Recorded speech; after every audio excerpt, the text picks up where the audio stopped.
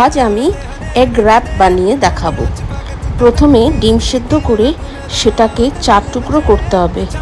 এবার ময়দা নিয়ে তার মধ্যে নুন, অরিগানো, চিলি ফ্লেক্স আর সামান্য রিফাইন অয়েল দিয়ে ভালো করে মিক্স করে জল দিয়ে ডো বানাতে হবে। 5 মিনিট রেস্টে রেখে দিতে হবে। তারপর গোল্লা করে রুটির মতো বেলতে হবে।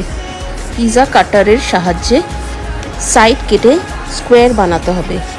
এটাকে 4টে স্কোয়ার বানিয়ে এখানে অল্প জলে ব্রাশ করে 1/4 ডিম নিয়ে স্কোয়ার রুটিটা র্যাপ করে রিফাইন অয়েলে ভাজতে হবে যতক্ষণ না ব্রাউন হয়।